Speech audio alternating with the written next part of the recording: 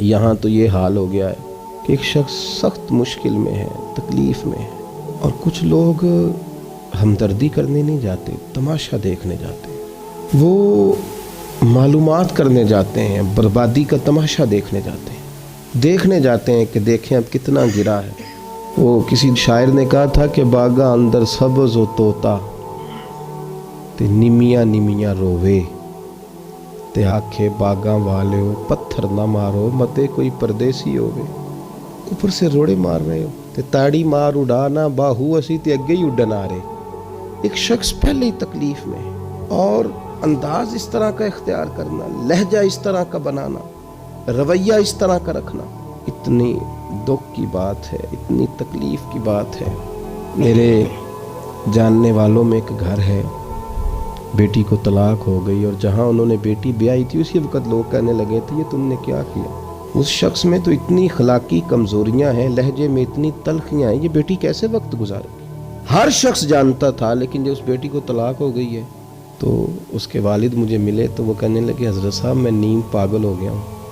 وہی رشتہ دار جو کل کہتے تھے کہاں رشتہ کر لیا تم نے، وہی اب مجھے تانے دیتے ہیں، کہتے ہیں بیٹی کی تربیت ٹھیک ہوتی تو بس کے نہ آتی۔ او باغاں والے ہو پتھر نہ مارو متے کوئی پردیسی ہووے۔ کہتے ہیں میں پہلے اتنی تکلیف میں ہوں کہ بیٹی پلٹ کے گھر آ گئی، اور پھر سوالوں کا جواب، ہر روز کٹہرے میں کھڑا ہونا، ہر روز۔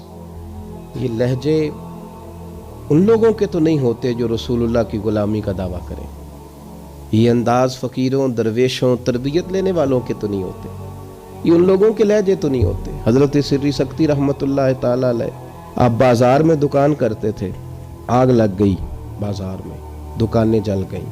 آج کتنے لوگ ہیں، ایسی ہوا چلی ہے کہ ہر شخص ہی سوچتا ہے تمام شہر جلے، ایک میرا گھر نہ جلے۔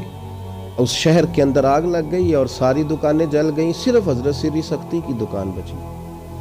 کسی بندے نے آ کے کہا حضور سب دکانیں جل گئیں صرف آپ کی بچی ہے، تو کہنے لگے الحمدللہ۔ پھر تھوڑی دیر کے بعد اپنے آپ سے مخاطب ہو کے کہنے لگے تو اتنا خود غرض ہو گیا ہے، ارد گرد تیرے سارے لوگ جل گئے، ان کا کاروبار ختم ہو گیا، اور تو الحمدللہ کہہ رہا، اتنا خود غرض ہے تو، اور دعویٰ تیرا درویشی کا، اور انداز تیرا یہ کہ تو لوگ سارے اجڑ گئے، تجھے افسوس نہیں ہوا، اور تو اپنے بچ جانے پہ اس طرح کا رویہ کر رہا ہے۔ رو پڑے، پھر وہ دکان چھوڑ دی، اللہ کے رستے میں خیرات کر دی، کہنے لگے آج کے بعد تجارت نہیں کروں گا، مجھے وہ کاروبار نہیں چاہیے جس میں دنیا لٹ جائے اور میں بن جاؤں۔